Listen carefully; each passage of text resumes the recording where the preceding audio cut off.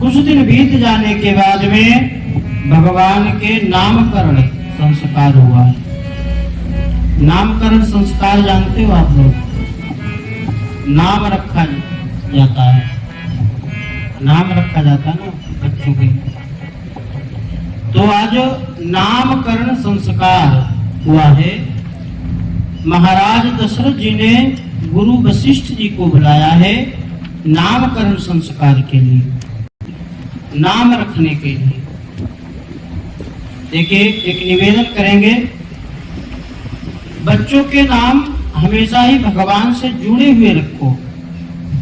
लेकिन आजकल ऐसे ऐसे नाम चल गए हैं जो वृद्ध माताएं ना, बूढ़ी माताएं, वो बच्चों के नाम ही नहीं ले पाते। ऐसे ऐसे अंग्रेजी वाले नाम चले। हाँ, अंग्रेजी वाले नाम जो माताएं नाम ले ही नहीं पाती हैं बच्चों के। तो निवेदन करेंगे कि अपने बच्चों के नाम रखो ना, तो भगवान से जुड़े हुए रखो। कहा गया है जैसा नाम होता है वैसे गुण बच्चों में आते हैं। चलो मान लेते हैं कि नाम से बच्चों में गुण नहीं आते हैं, मान लेते हैं, लेकिन जब बच्चों के नाम भगवान से जुड़े हुए रखेंगे ना, तो दिन में 2-4 बार तो अपने बच्चों को बुलाएंगे, तो मुख से भगवान का नाम तो निकलेगा ही निकलेगा। ये तो लाभ होगा, कम से कम भगवान, बच्चों के सहारे भगवान का नाम निकलेगा। अजामिल, भागवत जी में लेखा आता है अजामिल जी। अजामिल महापापी था, लेकिन संतों ने उसके पुत्र का, छोटे पुत्र का नाम नारायण रखवा दिया। जब वो अंतिम समय पर अपने पुत्र को बुलाने लगा, नारायण बचाओ, कहाँ हुआ? नारायण नारायण करने लगा, क्योंकि नाम था ना बच्चे का नारायण।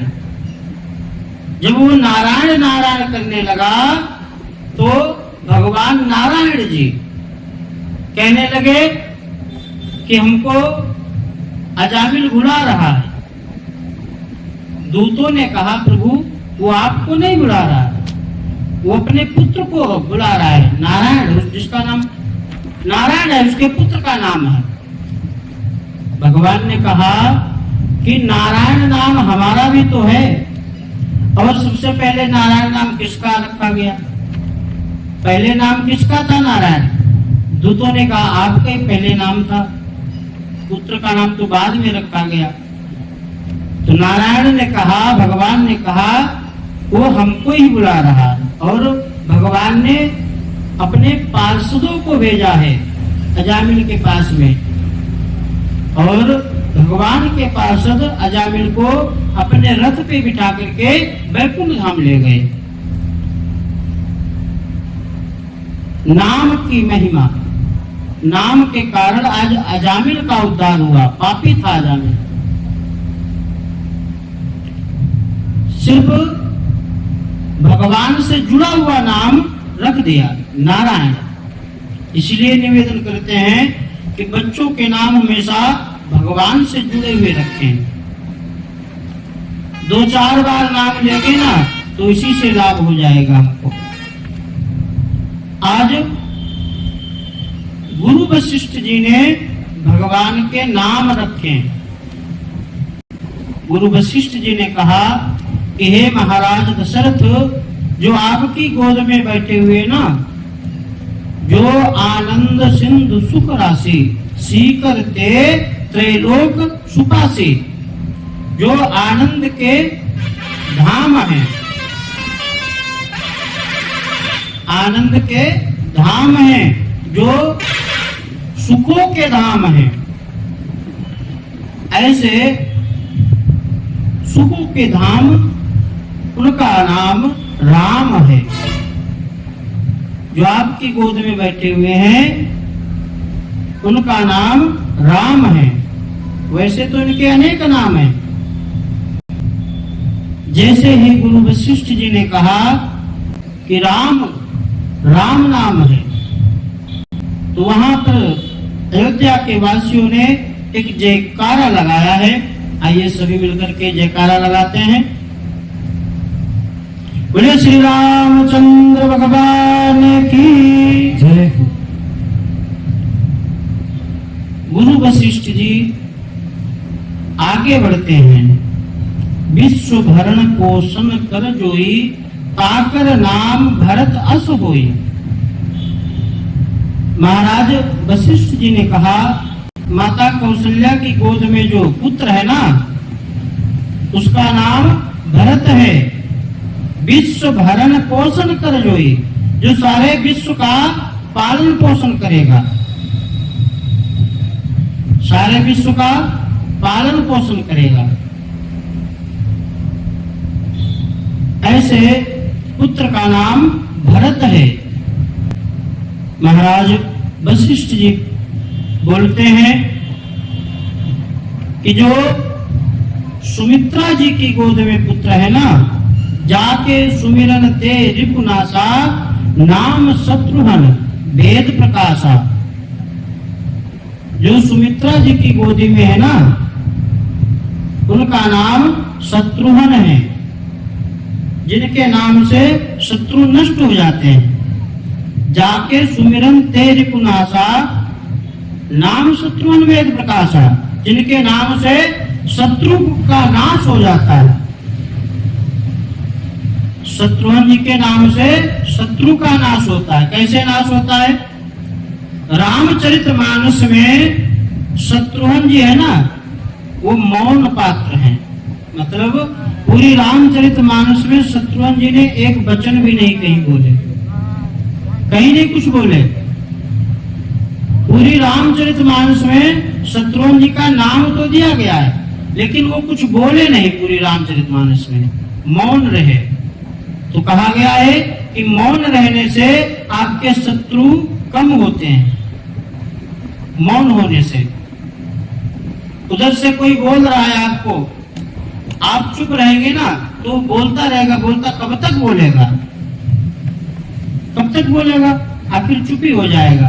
तो शत्रु सोचेगा, अरे ये तो कुछ बोले ही नहीं रहे, चले इनसे पीछा छोड़ो।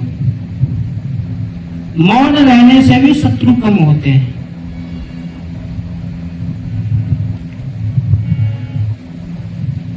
ऐसे पुत्र का नाम शत्रुघ्न है। वशिष्ठ जी आगे बढ़ते हैं और बताया, कैकेयी की गोद में जो पुत्र है, लक्षण धाम राम प्रिय, सकल जगत आधार। गुरु वशिष्ठ तेहिरा का लक्ष्मण नाम उदार। कहा कि माता कौशल्या की गोदी में जो है, उनका नाम लक्ष्मण है। क्या नाम है? लक्ष्मण। और जो लक्षण धाम राम प्रिय, जो शुभ लक्षणों के धाम हैं, राम प्रिय, जिनको राम जी प्रिय है। जो राम जी सबसे ज्यादा लक्ष्मण जी से प्रेम करते हैं। हम किसी से प्रेम करते हैं, हम किसी से प्रेम करते हैं, ये तो ठीक है, लेकिन जिससे हम प्रेम करते हैं वो हमसे प्रेम करता है कि नहीं करता है, ये बड़ी बात है। हम किसी से प्रेम करते हैं तो बात अलग है, वो हमसे प्रेम करता है कि नहीं। हम भगवान से प्रेम करते हैं, ये तो बात ठीक है, लेकिन भगवान हमसे प्रेम करता है कि नहीं करता है। और भगवान यदि प्रेम करता है तो बहुत बड़ी बात है। भगवान हमसे प्रेम करते हैं तो बहुत बड़ी बात है। गुरु वशिष्ठ जी ने कहा कि लक्ष्मण जी को भगवान राम जी प्रेम करते हैं, इसीलिए इनका नाम लक्ष्मण है। इस प्रकार से गुरु वशिष्ठ जी ने नाम रखे हैं। धीरे धीरे समय बीतता गया। एक समय की बात है, माता कौशल्या भगवान को स्नान करा करके और पालने में लिटा दिया। स्नान कराया और पालने में लिटा दिया। और उनके इष्ट देव हैं रंगनाथ जी। रंगनाथ जी के प्रसाद, भोजन प्रसाद के लिए, भोग लगाने के लिए प्रसाद बनाने चली गई माता कौशल्या जी। और प्रसाद बना करके और भगवान को भोग लगाने गई। जब भोग लगाते हैं ना तो पट बंद कर देते हैं। पट बंद करके ही भगवान को भोग लगाया जाता है। बिना पट लगाए भोग नहीं लगाना चाहिए, पर्दा लगा देना चाहिए, क्योंकि भोजन और भजन ये पर्दे की चीज है। भोजन और भजन, भजन जानते हो ना आप लोग? कौन सा भजन? जो भरत जी गाते हैं, ये भजन नहीं है, ये गीत है। भजन जो चुपके किया जाता है, किसी को पता भी ना चले, किसी को भगवान का ध्यान करना ही भजन है। गा बजा करके ये भजन नहीं है, इसको तो गीत बोलते हैं। ये भजन नहीं है। भजन चुपके किया जाता है, किसी को पता भी ना चले। लेकिन अब आजकल दिखावा बहुत होने लगा ना, दिखावा होने लगा। देखते हैं वो झोली डाल लेते हैं गले में और चलते जा रहे हैं और माला करते जा रहे हैं, झोली में हाथ डाले। ये दिखावा ही है, ये दिखावा है। चलते हुए कोई भजन होता है, झोली में हाथ, भजन होता है, लेकिन ये दिखावा है।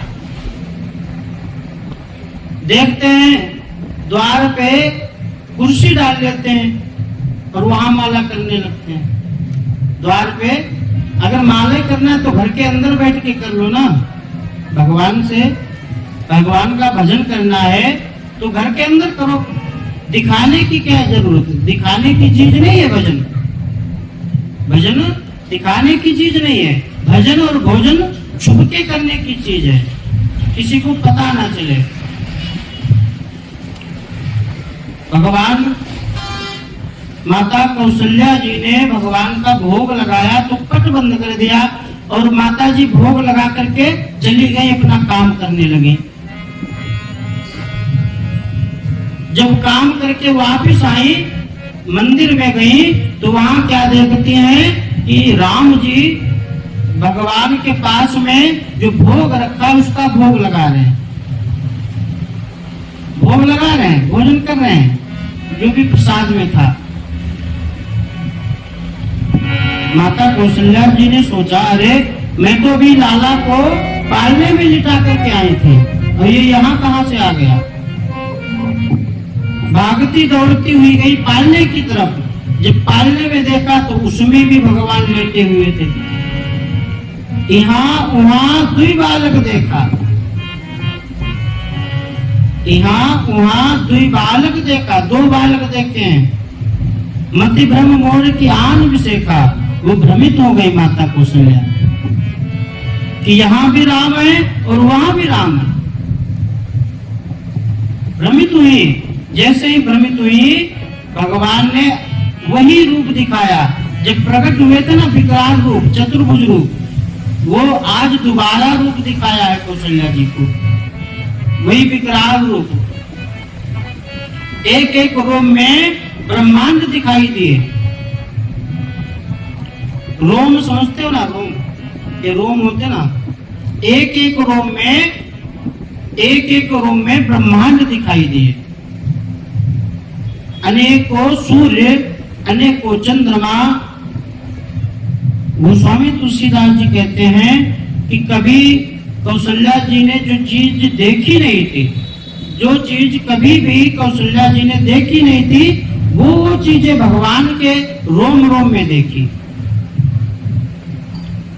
जैसे ही देखा, माता कौशल्या कांपने लगे।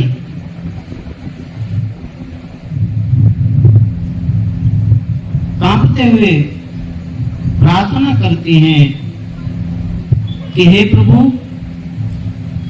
हम तो आपको पुत्र के रूप में मानते हैं, मैं आपको पुत्र के रूप में मानती हूँ, इसलिए आज के बाद ये जो आपका रूप है ना, ये हमको कभी मत दिखाना। भगवान ने कहा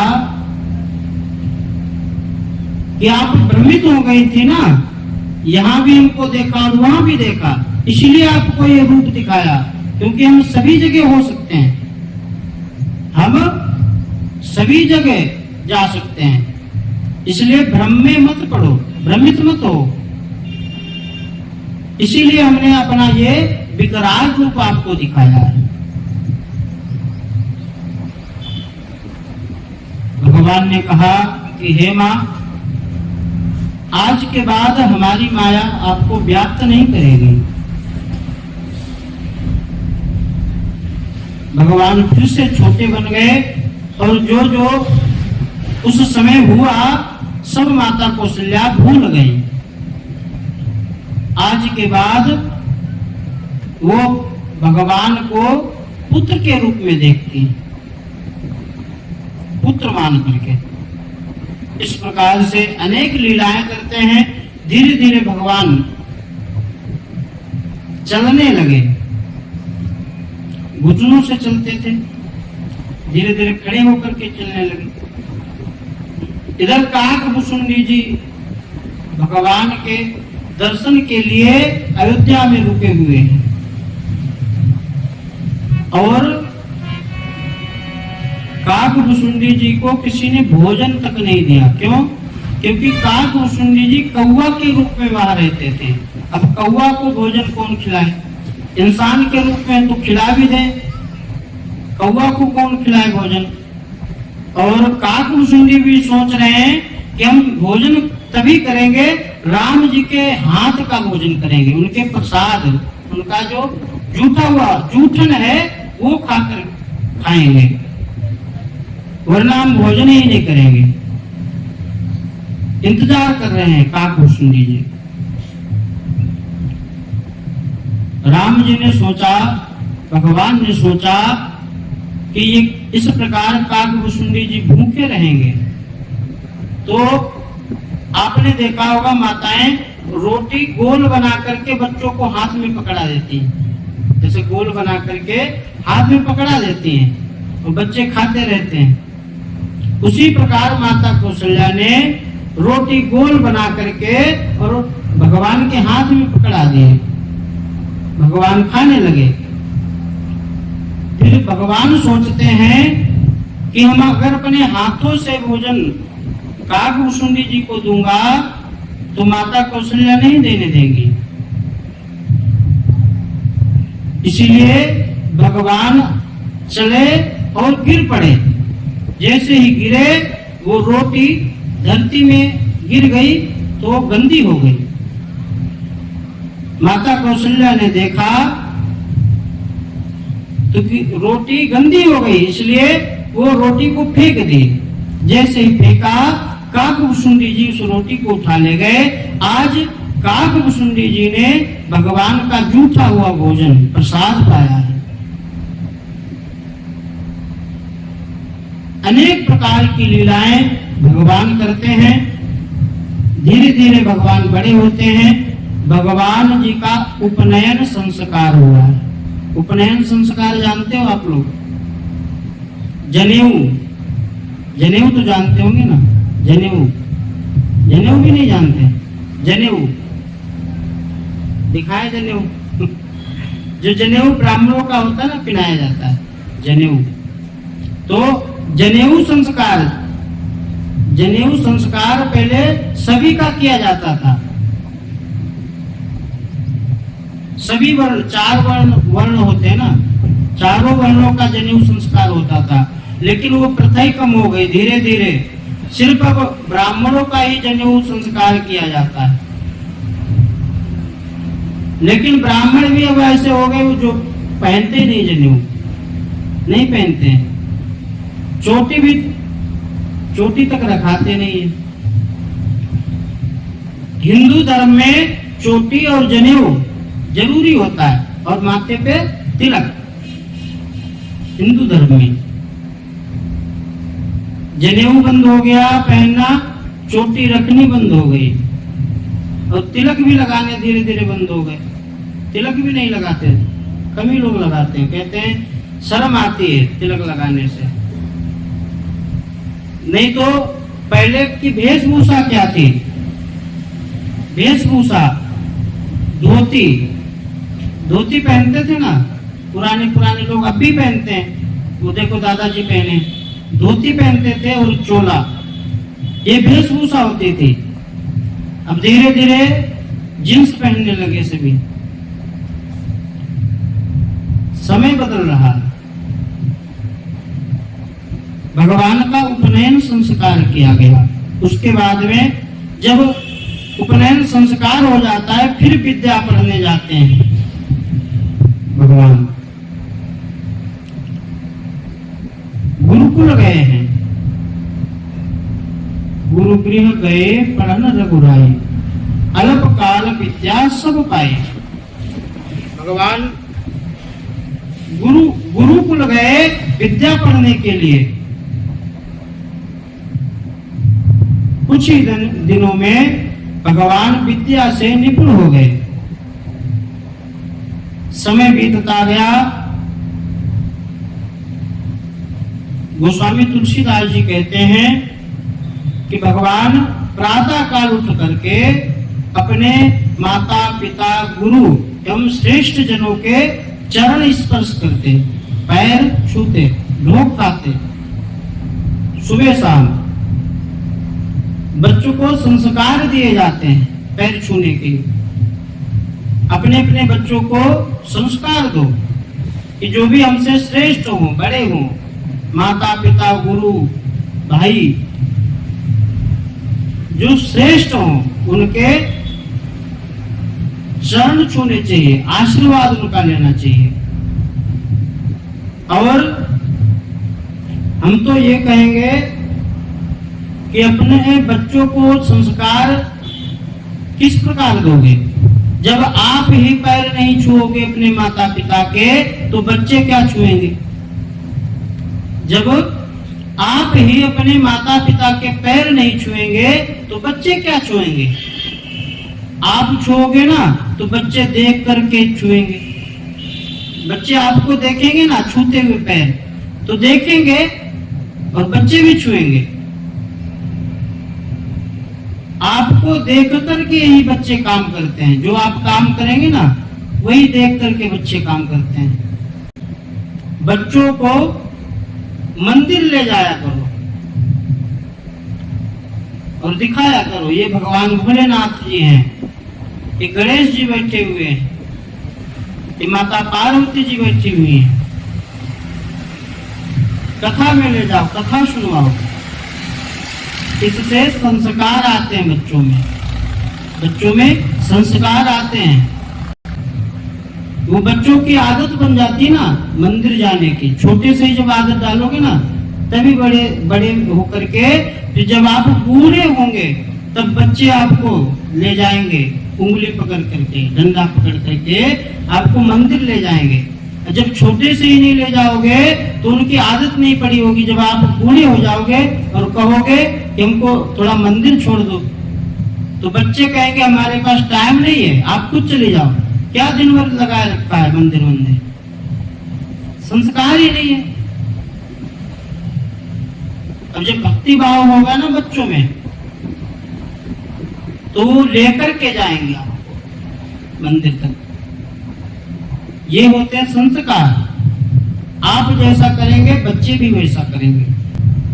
जब पहली बार बच्चा स्कूल जाता है ना तो बहुत खुश होता है, बहुत खुश होता है और घर आकर के दीवार पर लिखता है। लिख तो पाता नहीं, वो गोल गोल कहीं कुछ लिखता है। तो बच्चे लिखते हैं तो उनको लिखने दिया करो, लेकिन टोक देते हैं, अरे ये दीवार खराब हो जाएगी, जिसमें अभी तो पेंट कराया है, 5000 रुपए लगे हैं पेंट के।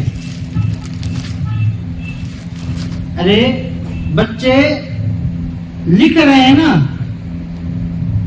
तो उनमें लिखने की चाव है, उनको लिखने दो। अरे पेंट 5,000 की बात है, फिर से करा लेना।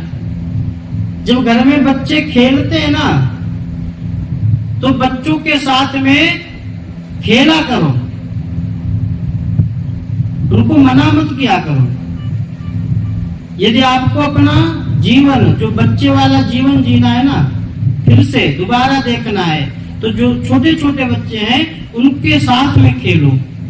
जो खेल खेलते ना, फिर देखो कितना आनंद आता है, उनके साथ में खेलो।